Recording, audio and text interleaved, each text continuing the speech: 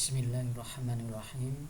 Assalamualaikum warahmatullahi wabarakatuh. Selamat berjumpa lagi dengan saya. Untuk kali ini kita melanjutkan belajar kita, yaitu masalah persamaan logaritma. Nah, kemarin mengingatkan kita sudah belajar apa itu logaritma, kemudian dan sifat-sifatnya kita sudah mempelajari, maka akan kita gunakan lagi untuk menyelesaikan bentuk persamaan logaritma. Nah, untuk persamaan logaritma ini nanti kita akan mempelajari persamaan logaritma ada beberapa bentuk seperti pada persamaan eksponen kemarin. Oke, untuk bentuk yang pertama misalnya ada a log fx sama dengan a log suatu angka.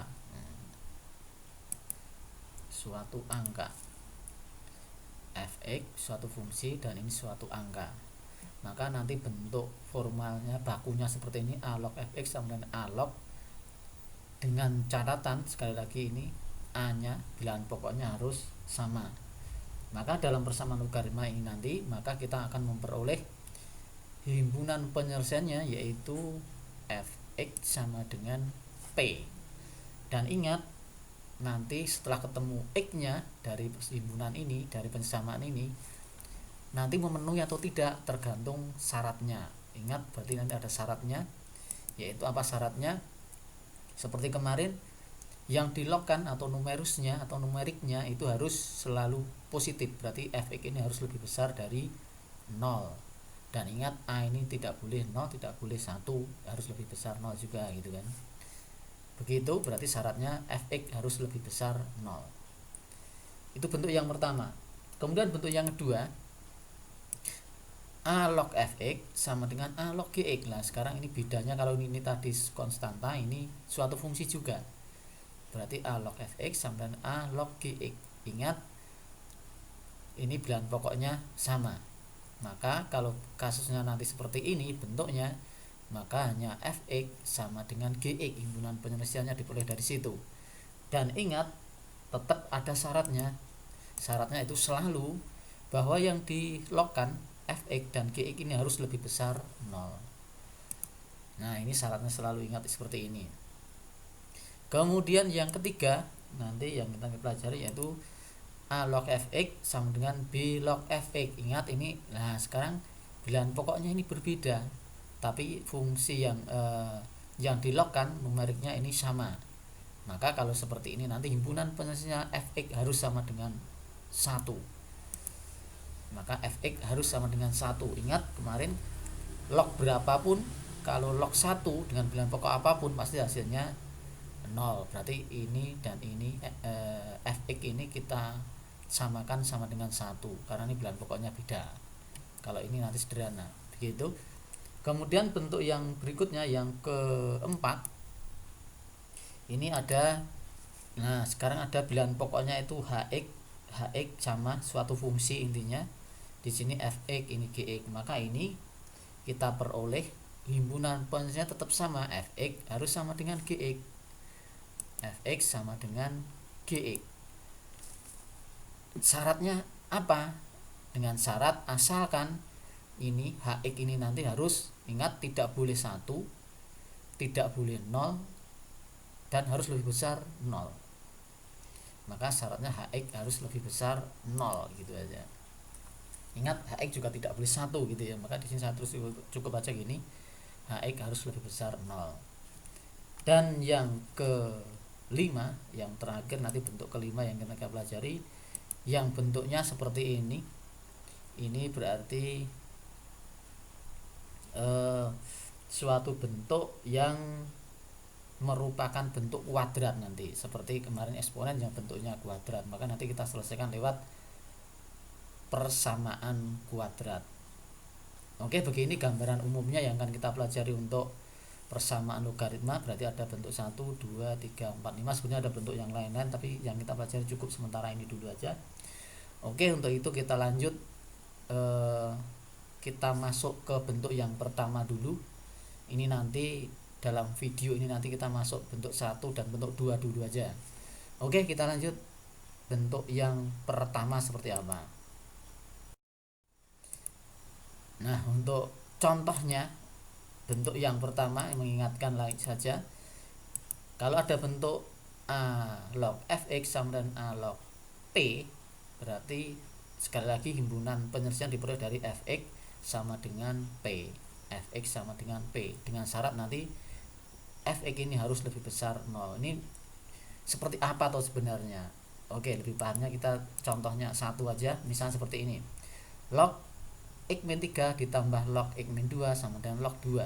Berarti ini bilangan pokoknya otomatis 10 gitu ya. Nah, yang ingin saya tanyakan ini, ingat, log ditambah log sama dengan log 2. Apakah bentuk soal ini sudah baku seperti ini? Ingat, di sini kapan kita baku? Kalau ruas kiri adalah log tunggal, ruas kanan juga lognya tunggal. Nah, untuk ruas kanan sudah log tunggal, sudah satu log karena. Tapi untuk yang kiri masih ada dua, log ini dan log ini.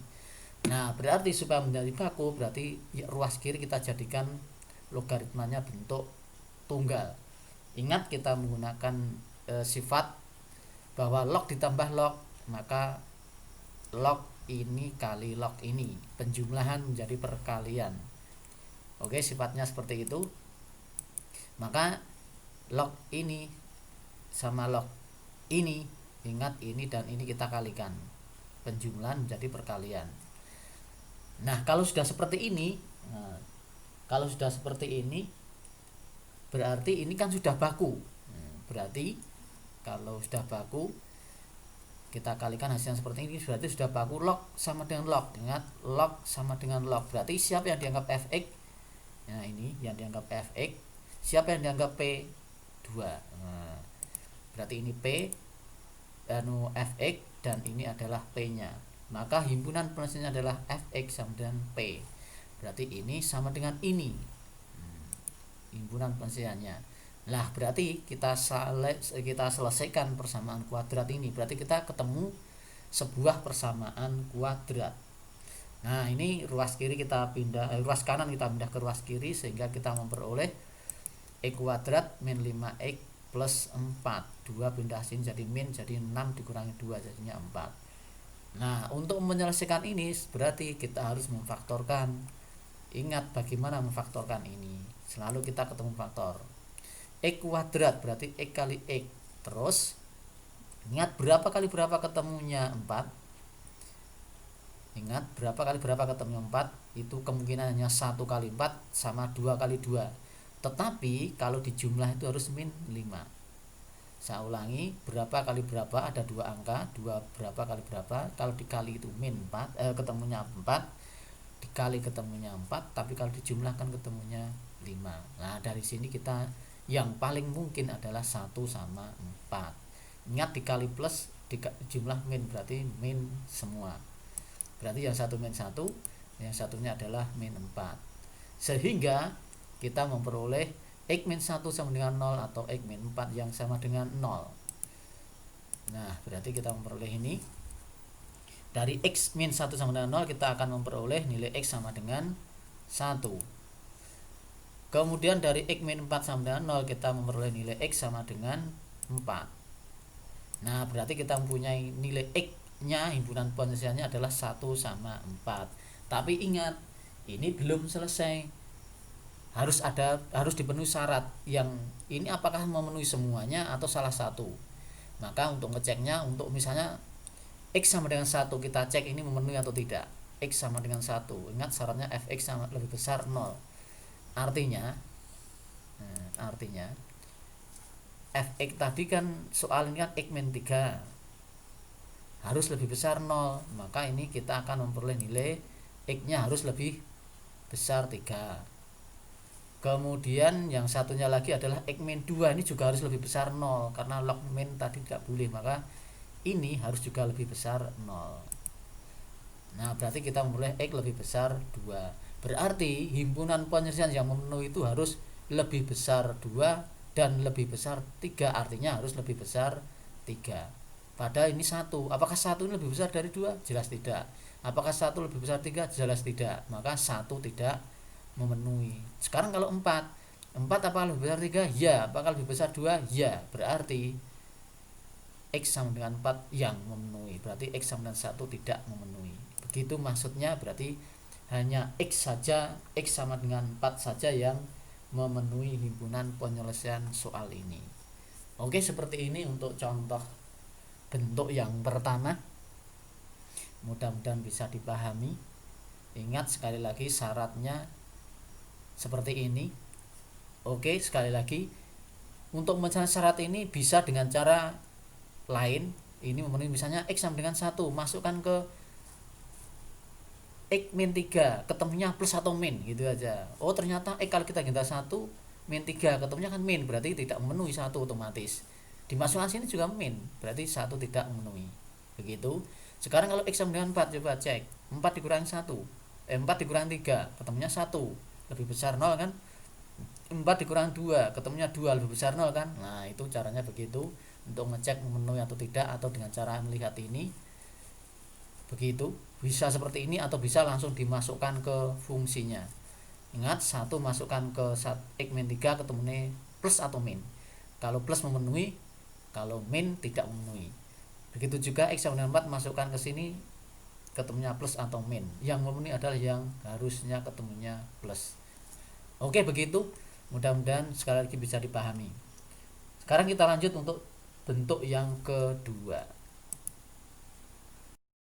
Oke, bentuk yang kedua, mengingatkan lagi saya tulis ini bentuk yang kedua, A log fx sama dengan A log gx. Bedanya di sini fungsi, ini juga fungsi.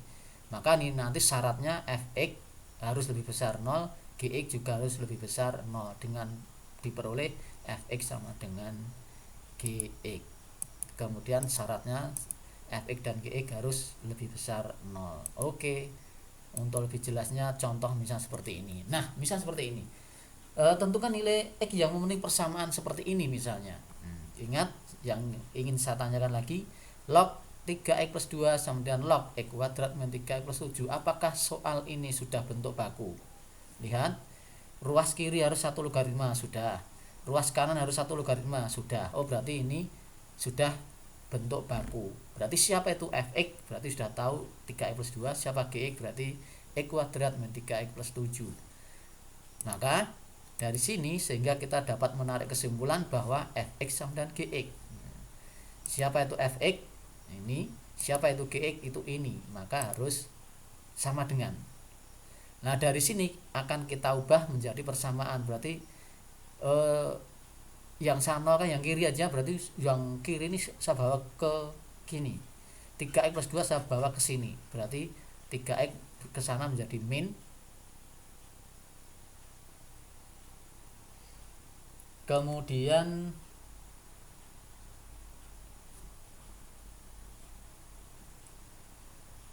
yang plus 2 pindah sana juga min. Maka kalau kita tulis menjadi X kuadrat min 3x plus 7 min 3x min 2. Kita sederhanakan bentuknya, maka X kuadrat min 6x plus 5. Nah sekarang kita ketemu persamaan kuadrat lagi, berarti kita faktorkan. Nah di sini ingat ada 2 angka, kalau dikali ketemunya plus 5 di jumlah min 6. Ingat, dikali ketemunya 5 itu berarti cuma hanya 1 sama 5. Kalau di jumlah min 6 berarti min 1 sama min 5. Oke, ini karena contoh saya buat sederhana saja. Nah dari sini sehingga kita mulai X min 1 sama dengan 0 dan X min 5 sama dengan 0. Nah berarti X nya kita peroleh 1 dan ini X nya kita peroleh 5. Oke, seperti ini berarti X yang kita peroleh adalah 1 sama 5. Seperti contoh yang bentuk yang pertama tadi. Apakah 1 ini dan 5 ini kedua-duanya memenuhi atau hanya salah satu? Maka kita cek satu-satu. Untuk X sama dengan 1. X sama dengan 1. Untuk kita ngeceknya ini kita langsung masukkan saja X sama dengan 1, kita masukkan ke fx. Fx itu siapa? 3x plus 2. Ketemunya itu plus atau min. Nah kalau plus berarti memenuhi, kalau min tidak memenuhi. Oke, kita masukkan ke 3x plus 2. X kita ganti 1, artinya 3 kali 1 tambah 2. Oh ternyata ketemunya 5. dan 5 itu lebih besar 0. Oh, berarti fx itu pasti lebih besar 0. Nah, berarti kita cek lagi x sama dengan 1 ke gx-nya harus positif juga. Kalau tidak positif berarti tidak memenuhi. Nah, ternyata ini kalau kita ganti 1, berarti 1 kuadrat min 3 kali 1 tambah 7. Berarti ketemunya ternyata di sini 1 tambah 7 8, 8 kurang 3 itu 5. Oh, ternyata 5 ketemunya.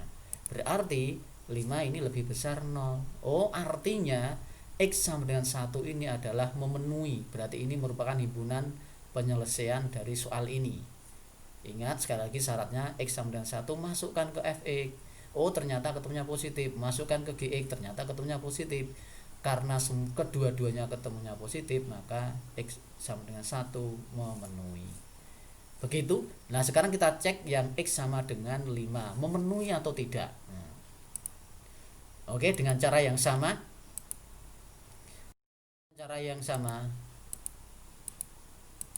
Maka kita akan memperoleh x sama dengan 5, kita masukkan ke fx, ternyata 3 kali 5 tambah 2, ternyata 15 tambah 2 berarti 17. Oh, ini positif jelas memenuhi. Sekarang masukkan ke gx.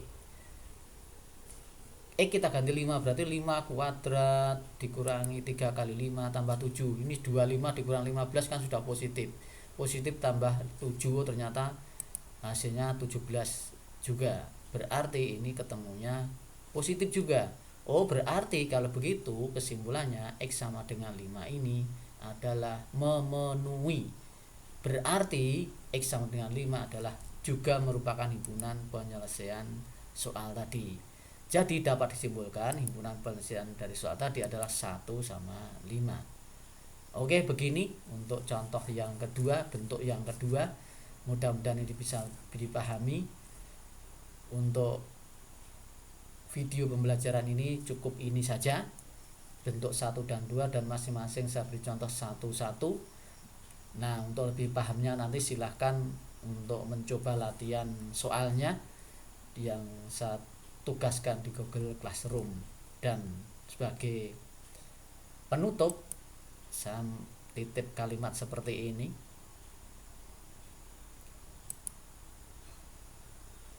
Nah, ingat ini ada kalimat yang ingin saya sampaikan, saya titipkan. Sesungguhnya bukan karena sulit kita menjadi tidak bisa, tetapi karena tidak ada kemauan lah maka segala sesuatu menjadi sulit.